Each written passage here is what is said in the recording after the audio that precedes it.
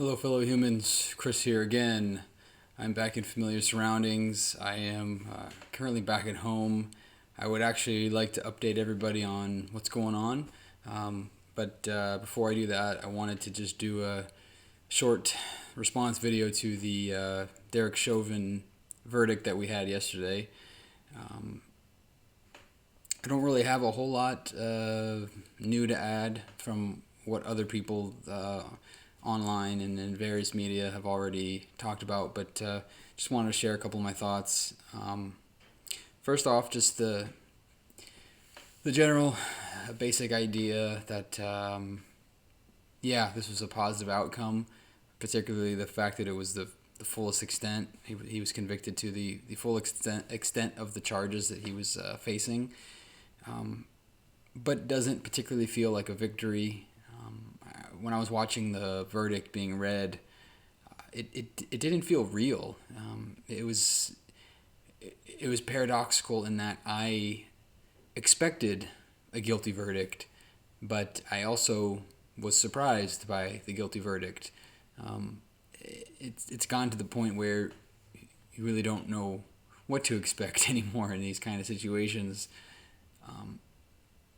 I heard the guilty verdict being read, and I found myself thinking, he's not actually going to go to prison. You know, he's gonna appeal, or he's gonna get a really light sentence, or something's gonna happen.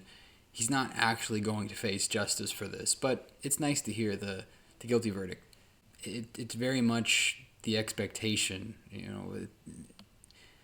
And I guess it's kind of frustrating to think that it took the murder being caught on video and as explicit as it could possibly be for us to even have a hope of a guilty verdict here.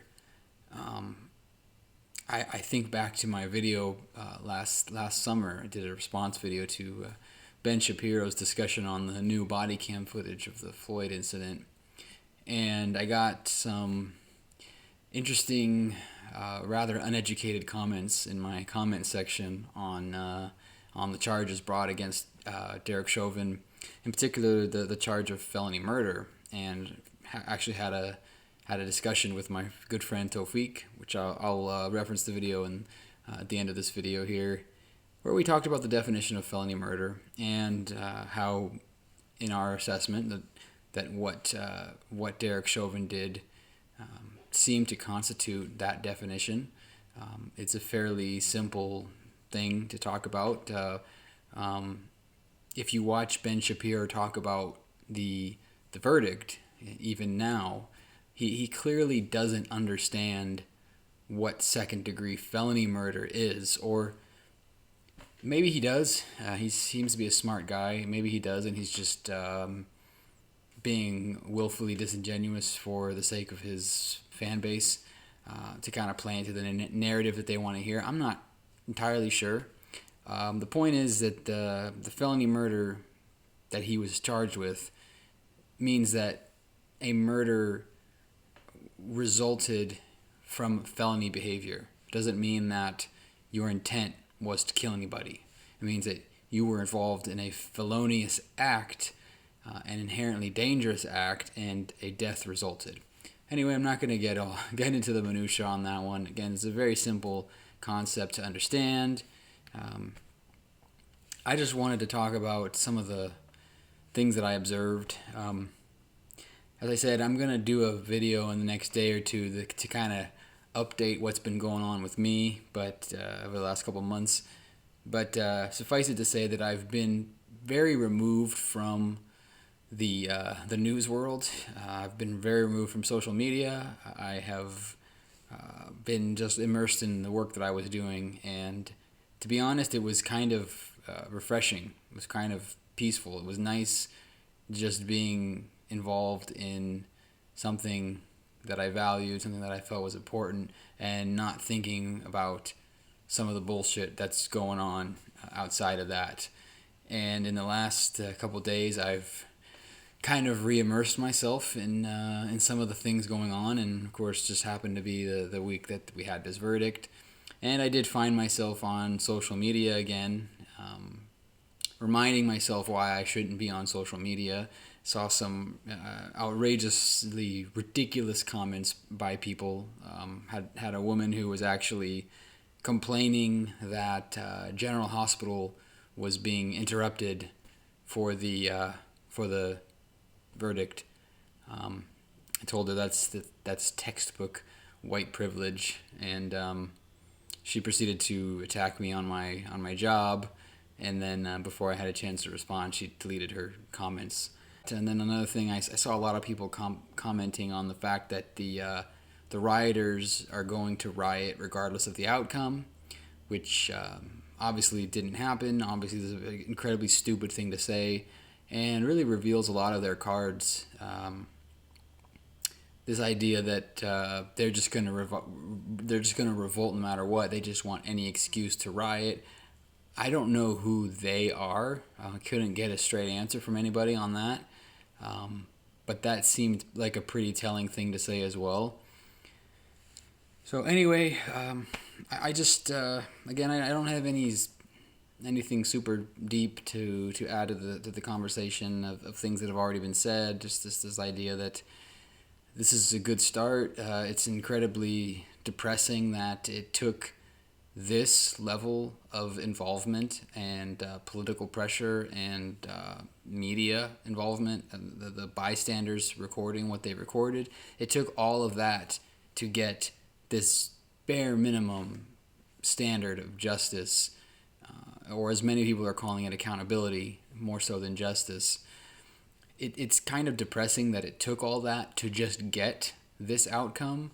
At the same time, with our track record in this country of letting police officers get off scot-free with their crimes, particularly against black people, like in cases such as like Philando Castile,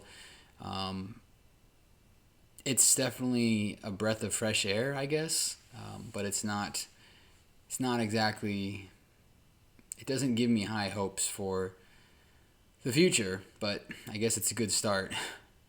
So, and there's a bill going to the Senate soon.